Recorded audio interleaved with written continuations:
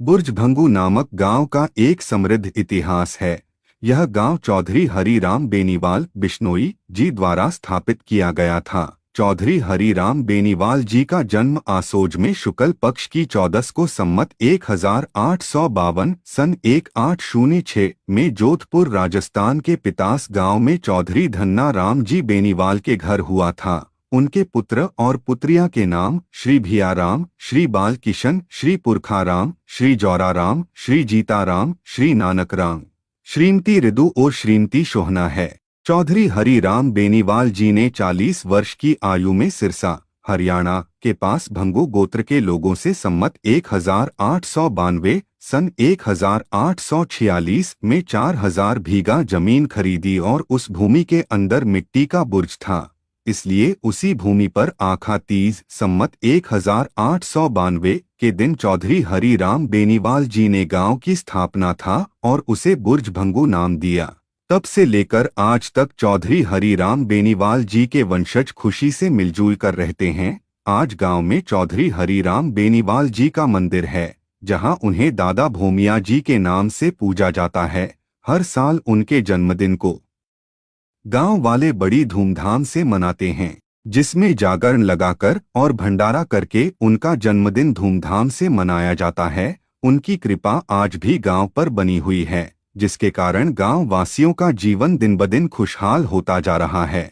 धार्मिक दृष्टि से देखा जाए तो गांव में आज 7 मंदिर हैं। सभी गांव वाले प्राकृतिक प्रेमी हैं, इसलिए गांव में पशु पक्षियों और पेड़ों की रक्षा के लिए प्रयास किए जा रहे हैं। इसी कड़ी में गांव वालों ने श्री हरिराम जी गौशाला का निर्माण किया है।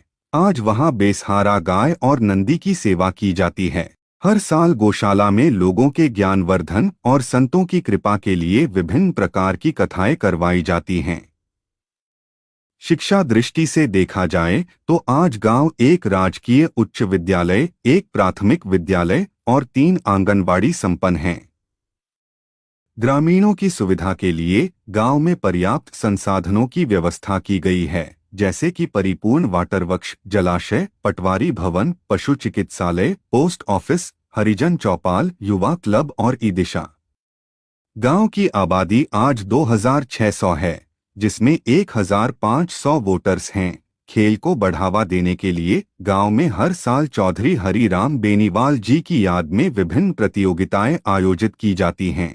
आज के प्रगतिशील भारत में बुर्जभंगू गांव हर क्षेत्र में आगे है, जिसमें इंटरनेट की फाइबर केबल्स और टावरों के कारण यहां एक परिपूर्ण इंटरनेट जोन भी है। गांव में सभी घर स्ट्रक्चर पूर्ण हैं और बिजली, पानी कनेक्शन और गैस कनेक्शन जैसी सुविधाएं हैं। गांव की सभी सड़कें और गलियां पक्की हैं। गांव के लोग शिक्षा, खेल, व्यापार, पर्यावरण संरक्षण और राजनीति जैसे सभी क्षेत्रों में सक्रिय रूप से भाग लेते हैं, जिससे राष्ट्र के विकास में योगदान हो।